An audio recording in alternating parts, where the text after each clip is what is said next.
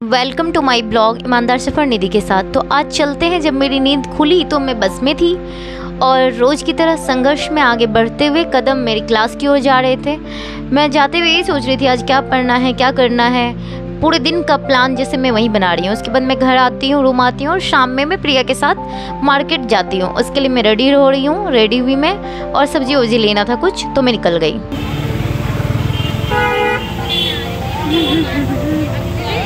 ये रहा हमारा सब्जी और ये रहा प्रिया का सामान। ये रहा प्रिया का सामान। ये रही प्रिया। शाम की ठंडी हवा और गुरुवार की रौनक। दिल्ली में जहाँ भी भीड़ दिखे ना, समझ जाना या तो मंडी है या लड़ाई का सीन। लेकिन यहाँ पर मंडी थी। मैं मंडी गई थी प्रिया के साथ, क्योंकि सब्जी के रेट सुनकर अकेले जाना खतरे से खाली नहीं होता, इसीलिए मैंने साथ ले लिया प्रिया को। मंडी में भाव करते हुए लगता है जैसे यूपीएससी में नेगोशिएशन स्किल्स का भी पेपर होता है। भैया 40 में लास्ट है। उन्होंने कहा दीदी आप तो 30 में भी ले चली जाओ, तो भी मुझे घाटा है। हम सोचते हैं ना भैया को यूपीएससी का पीटी करवा ही दें। प्रिया और मैंने मिलकर वो सब्जियां चुनी, जैसे मैं मेंस में क्वेश्चन चुनकर उठाती हूँ, और फिर मैंने सब्जी ली।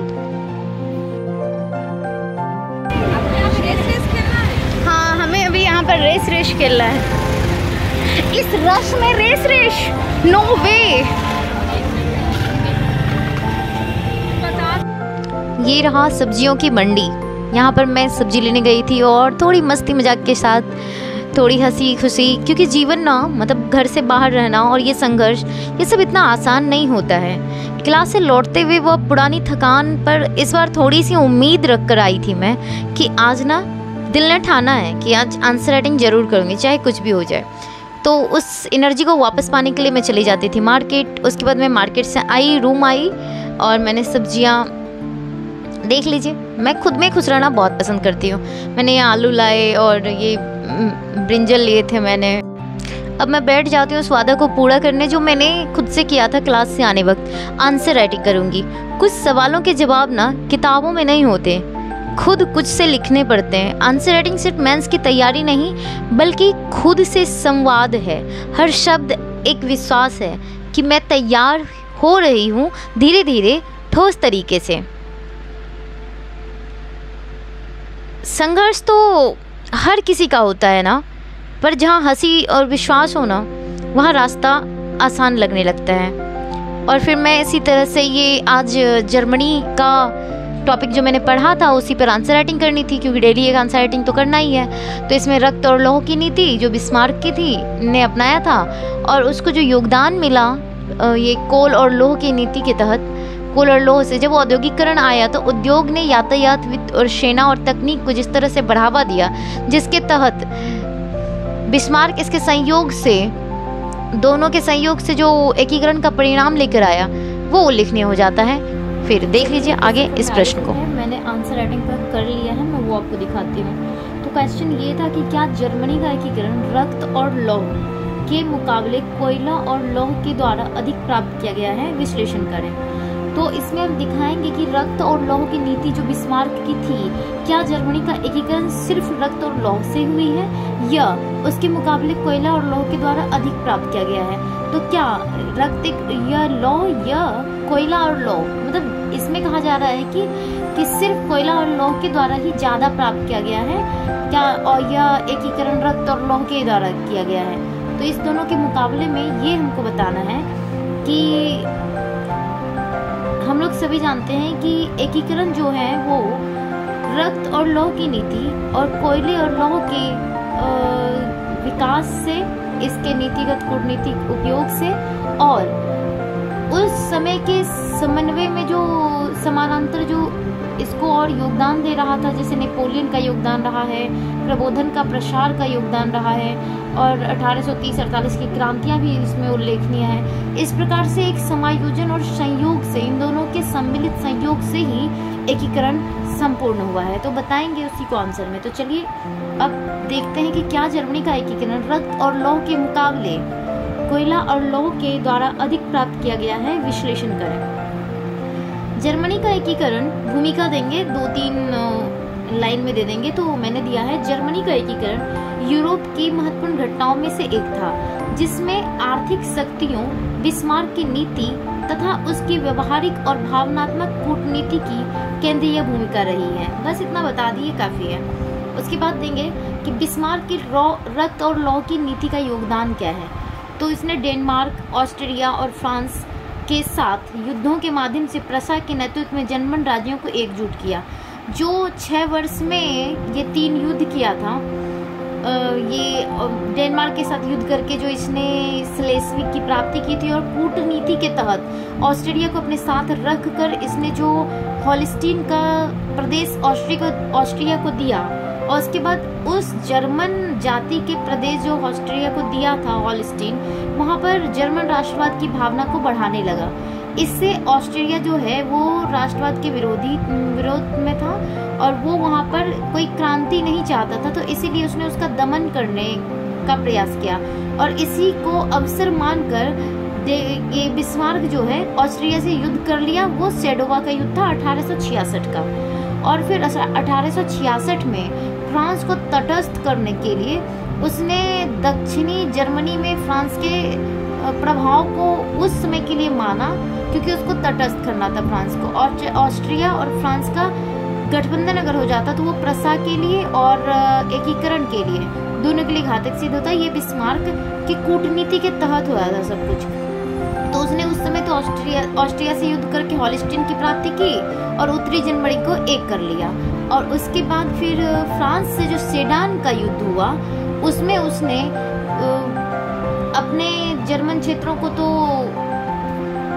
एकीकरण में मिलाया ही, बल्कि फ्रांस का भी 2 क्षेत्र अल्सस और लॉरेंस फ्रांस से छीनकर जर्मनी में मिला लिया। और फिर फ्रांस के प्रति उसका हर्जाना का राशि भी बहुत भारी रकम था। और उसके बाद उसके साथ ना आक्रामक और असम्मानजनक व्यवहार किया गया। जैसे कैसर विलियम जो जर्मनी का राजा था, उसका राज्यारोहण वर्साई के महल में किया गया और ये सब। और फिर फ्रांस के दूत का जो अखबारों में मतलब असम्मान दिखाया कि दूत का सम्मान नहीं किया उसका, तो इससे उसके राष्ट्र भावना आहत हुई।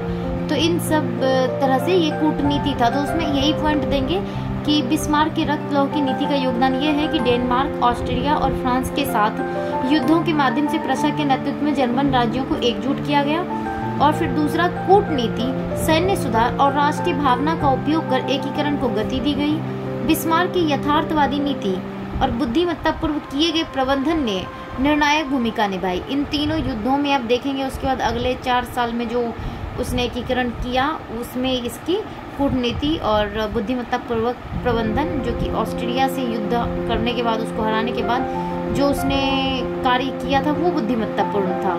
लेकिन जो फ्रांस के साथ होने के बाद किया वो उसका बुद्धिमत्तापूर्ण नहीं था, इसीलिए उसको आगे चल के 2 विश्व युद्ध हुए और उसके बाद जर्मनी को उसी वर्साई के महल में ही एक बहुत ही आक्रामक और कूटनीति के तहत अपना पतन का दृश्य देखना पड़ा।